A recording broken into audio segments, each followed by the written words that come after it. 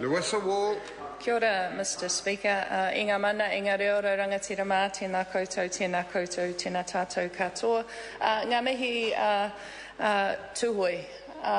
Kia ora for your contribution to your settlement bill within the context of a May 2010 decision by the Prime Minister not to include Te Uruwera.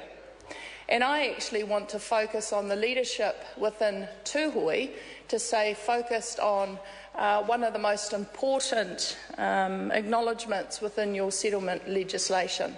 And so I mihi to the leadership of Tuhoe for getting us to this place where you are satisfied with this bill. And I have every faith and confidence in your ability to work with your uri and other iwi groups on your border, so your whanaunga. So I actually believe that there is some integrity in the settlement process, which means that Māori collectively will be able to move forward into a space that you want to take your people. One of the challenges, I think, moving forward for us as a House, though, will be to ensure we monitor the implementation of this legislation with the utmost of good faith. Because one of the things that we recognise is that the historical relationship between all of our iwi groups and the Crown has been abysmal. It's been shocking, it's been terrible, because in fact it was the Crown that perpetrated a lot of the conflict confiscation to our mana whenua, and it's only in what happens post these settlements that will actually make the partnership, that relationship between the Crown and mana whenua real. And so I acknowledge your mana motuhake agreement. So Tuhoe and the Crown have a ngā kōrero rana tira a Tuhoe me te karauna relationship agreement.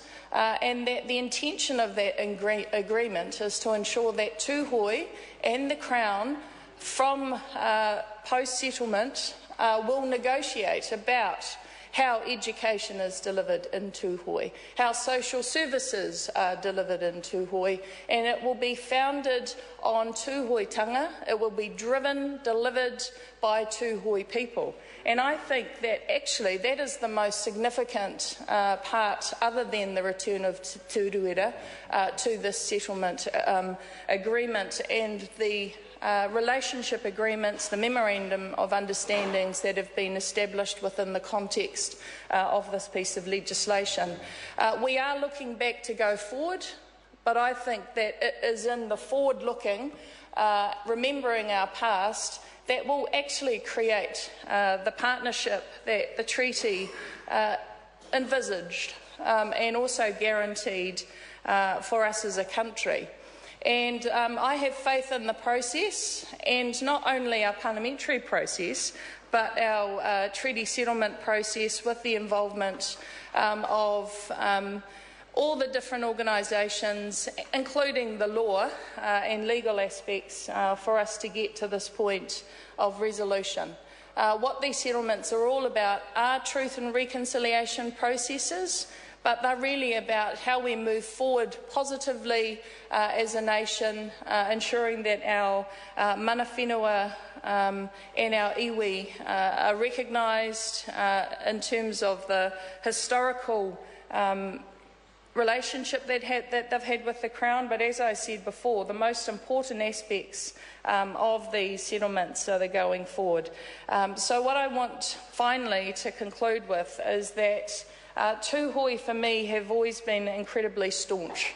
Whenever I've gone to Kapahaka, they're the fiercest, most staunch proponents of Kapahaka. And what does that mean to me? It means that they're very loyal, very committed to Tuhoetanga. And I commend Tuhoe for their projection always of their Tuhoetanga.